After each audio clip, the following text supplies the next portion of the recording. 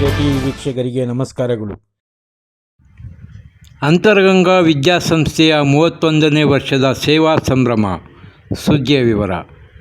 ಬುದ್ಧಿಮಾಂದ್ಯ ಅಂಗವಿಕಲರ ಮಕ್ಕಳು ದೈವಿಕ ಮಕ್ಕಳು. Doctor KS Shankar, Kolar. ನಗರದ ಕೀಲುಕೋಟೆಯಲ್ಲಿರುವ ಅಂತರಗಂಗಾ ವಿದ್ಯಾಸಂಸ್ಥೆಯ 31ನೇ ವರ್ಷದ ಸೇವಾ ಸಂಭ್ರಮದಲ್ಲಿ ಪ್ರಾಸ್ತಾವಿಕ ನುಡಿಗಳನ್ನಾಡಿದ ಅಂತರಗಂಗಾ ವಿದ್ಯಾಸಂಸ್ಥೆಯ ಸಂಸ್ಥಾಪಕ ಕಾರ್ಯದರ್ಶಿ ಡಾಕ್ಟರ್ KS ಶಂಕರ್, ನಮ್ಮ ಸಂಸ್ಥೆಯಲ್ಲಿ ದೈಹಿಕ ಮತ್ತು ಮಾನಸಿಕ ವಿಕಲಚೇತನರು ಇದ್ದಾರೆ. ಕೆಲವರಿಗೆ ನಡೆಯಲು ಸಾಧ್ಯವಾಗುತ್ತಿಲ್ಲ, ಕೆಲವರಿಗೆ ಮಾತನಾಡಲು ಬರುವುದಿಲ್ಲ. ಇವರಲ್ಲಿ ಕೆಲವರು ಯಾರೊಂದಿಗೂ ಸೇರಲ್ಲ, ಒಂದೇ ಕಡೆ ನಿಂತಲ್ಲಿ ನಿಲ್ಲಲ್ಲ. ಇವರನ್ನೆಲ್ಲ ನಿಭಾಯಿಸುವುದು, ಅವರ ಬೇಕು ಬೇಡಗಳಿಗೆ ಸ್ಪಂದಿಸಿ ಕೆಲಸ ಮಾಡುವುದು ಕಷ್ಟ. ಆದರೆ ತಾಳ್ಮೆ, ಪ್ರೀತಿ, ವಿಶ್ವಾಸದಿಂದ ನಮ್ಮ ಆಡಳಿತ ವರ್ಗ ಎಲ್ಲವನ್ನೂ ನಿರ್ವಹಿಸುವವರು ಎಂದರು. 1995ರಲ್ಲಿ ಆರಂಭವಾದ ಅಂತರಗಂಗಾ ವಿದ್ಯಾಸಂಸ್ಥೆ ಕೆಲವು ದಾನಿಗಳ ಮೂಲಕ ನಿರಂತರವಾಗಿ ಸೇವೆ ಮಾಡಿಕೊಂಡು ಬರುತ್ತಿದ್ದು, ಇಂದಿಗೆ 31 ವರ್ಷಗಳನ್ನು ಪೂರೈಸಿದೆ. ನಮ್ಮ ನಿಸ್ವಾರ್ಥ ಸೇವೆ ಮುಂದೆಯೂ ಮಾಡಿಕೊಂಡು ಹೋಗುತ್ತೇವೆ. ಇದು ದೇವರ ಕಾಯಕ ಎಂದು ನಂಬಿದ್ದೇವೆ ಎಂದು ನುಡಿದರು. ಈ ವೇಳೆ ಬುದ್ಧಿಮಾಂದ್ಯ ಹಾಗೂ ಅಂಗವಿಕಲರ ಮಕ್ಕಳು ಸಾಂಸ್ಕೃತಿಕ ಕಾರ್ಯಕ್ರಮಗಳನ್ನು ನಡೆಸಿಕೊಟ್ಟರು. ವಿವಿಧ ಸ್ಪರ್ಧೆಯಲ್ಲಿ ವಿಜೇತರಾದ ಬುದ್ಧಿಮಾಂದ್ಯ ಮಕ್ಕಳಿಗೆ ಗಣ್ಯರು ಬಹುಮಾನ ವಿತರಿಸಿದರು. ವರದಿ ಪರ್ವೀಜ್ ಅಹಮದ್.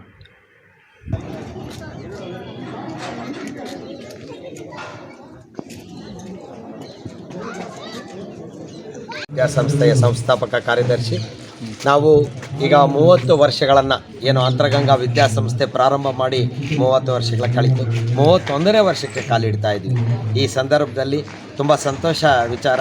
ನಮ್ಮ ಡಾಕ್ಟರ್ ನಾರಾಯಣ ಸ್ವಾಮಿ ಸರ್ ಅವರು ಮತ್ತು ರವಿಚಂದ್ರ ಸರ್ ಅವರು ಎಲ್ಲ ಬಂದು ನಮ್ಮನ್ನು ಆಶೀರ್ವದಿಸಿದ್ದಾರೆ.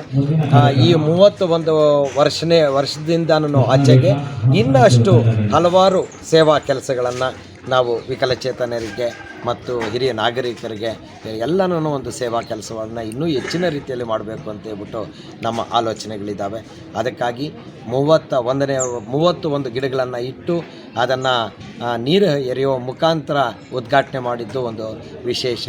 ಅದಕ್ಕೆ ನಮ್ಮ ಇವರು ಹೇಳ್ತಾಯಿದ್ರು, ನಾನು ತುಂಬ ಆಶ್ಚರ್ಯದಲ್ಲಿ ನೋಡಿದೆ ಅಂತ ಹೇಳ್ಬಿಟ್ಟು. ಆದರೆ ಅದಕ್ಕೆ ಅರ್ಥಪೂರ್ಣವಾಗಿ ನಾವು ಅದನ್ನು ಆಚರಣೆ ಮಾಡ್ತಾಯಿದ್ದೀವಿ. ಈ 31 ವರ್ಷಗಳೂ ಹೇಗೆ 30 ವರ್ಷಗಳು ಕಳೀತು, 31ನೇ ವರ್ಷದಿಂದ ಇನ್ನೂ ವಿಭಿನ್ನವಾಗಿ ವಿಶೇಷವಾಗಿ ನಮ್ಮ ಸೇವೆಯನ್ನು ಮುಂದುವರಿಸ್ಕೊಂಡು ಹೋಗಬೇಕು ಅನ್ನೋದು ನಮ್ಮ ಅಭಿಲಾಷೆ ಆಗಿದೆ. ಹಾಗಾಗಿ ಇದನ್ನು ಇನ್ನೂ ಹೆಚ್ಚಿನ ರೀತಿಯಲ್ಲಿ ನಡೆಸ್ಕೊಂಡು ಹೋಗುವಂಥ ಒಂದು ಅವಕಾಶಗಳು, ಹಿರಿಯರ ಆಶೀರ್ವಾದ ಮತ್ತು ನಮಗೆ ಸಾಕಷ್ಟು ಬೇಕಾಗಿರೋದ್ರಿಂದ ನಮ್ಮ ನಾರಾಯಣ ಸ್ವಾಮಿ ಸರ್ ಅವ್ರನ್ನ ಮತ್ತು ನಮ್ಮ ರವಿಚಂದ್ರ ಸರ್ ಅವರು, ಹೀಗೆ ನಮ್ಮ ಡಾಕ್ಟರ್ ಪ್ರದೀಪ್ ಸರ್ ಅವರು, ಈಗೆಲ್ಲರನ್ನೂ ನಾವು ವಿನಂತಿ ಮಾಡ್ಕೊಂಡ್ವಿ. ಉತ್ತಮವಾದ ನಮಗೆ ಆಶೀರ್ವಾದ ಸಿಕ್ಕಿದೆ. ಇನ್ನೂ ಹೆಚ್ಚಿನ ಸೇವೆ ಮಾಡ್ಕೊಂಡು ಹೋಗೋದಕ್ಕೆ ಅವಕಾಶವನ್ನು ಮಾಡಿಕೊಟ್ಟಿದ್ದಾರೆ, ಆಶೀರ್ವದಿಸಿದ್ದಾರೆ. ಎಲ್ಲರಿಗೂ ನಾನು ಧನ್ಯವಾದಗಳನ್ನು ಅರ್ಪಿಸ್ತೀನಿ. ಈ 30 ವರ್ಷಗಳಲ್ಲಿ ಕೂಡ ನನ್ನನ್ನು ಚಿಕ್ಕದಾಗಿ ಬಹಳಷ್ಟು ಜನ ನನ್ನನ್ನು ಮೇಲೆ ಎತ್ಕೊಂಡು ಬಂದಿದ್ದಾರೆ. ಅಂತರಗಂಗಾ ವಿದ್ಯಾಸಂಸ್ಥೆನ ನಾನೊಬ್ಬರೇ ಮಾಡಿರೋಂಥದ್ದಲ್ಲ, ಇದಕ್ಕೆ ಬಹಳಷ್ಟು ಜನ ಕೈ ಜೋಡಿಸಿದ್ದಾರೆ. ಅವ್ರಿಗೆಲ್ಲರಿಗೂ ಈ ಸಂದರ್ಭದಲ್ಲಿ ನಾನು ಧನ್ಯವಾದಗಳನ್ನು ಅರ್ಪಿಸೋದಕ್ಕೆ ಇಷ್ಟಪಡ್ತೀನಿ.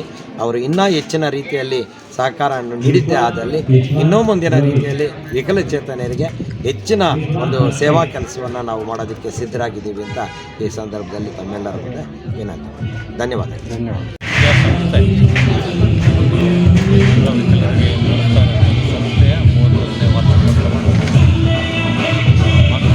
ಸರ್ ಈ ಕಡೆ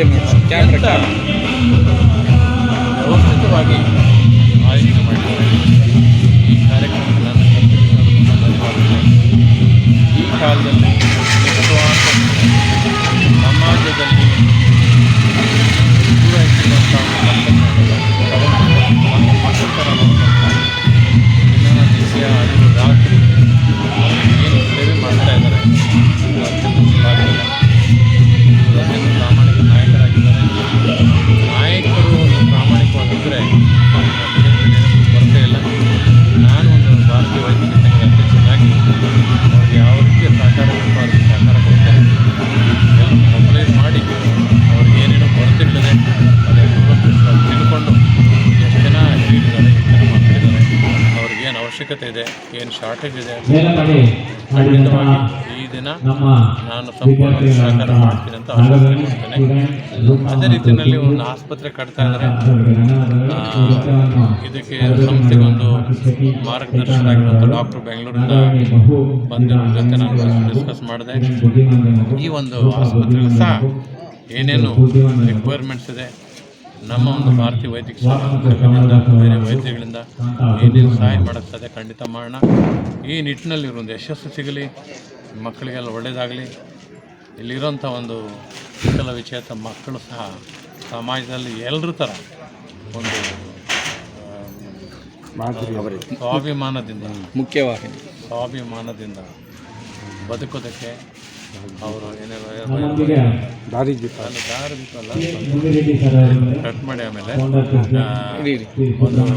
ಅವ್ರ ಕಾಲ ಮೇಲೆ ಅವ್ರು ನಿಂತ್ಕೊಂಡು ಬದುಕೋದಕ್ಕೆ ಒಂದು ದಾರಿ ತೋರಿಸ್ತಾ ಇದ್ದಾರೆ. ಅದಕ್ಕೆ ಅವ್ರ ದೇವರ ಆಶೀರ್ವಾದ ಅವ್ರಿಗಿರಲಿ ಅಂತ ನಾನು ಸ್ವಾವಲಂಬಿಗಳಾಗಿ ಬದುಕೋದಕ್ಕೆ ಅವಕಾಶ ಮಾಡಿಕೊಡ್ತಾ ಇದ್ದಾರೆ. ಅವ್ರಿಗೆ ಒಳ್ಳೇದಾಗಲಿ ಅಂತ ದೇವರಲ್ಲಿ ಪ್ರಾರ್ಥನೆ ಮಾಡ್ತಾ ಇದ್ದೀನಿ. ನಮಸ್ಕಾರ.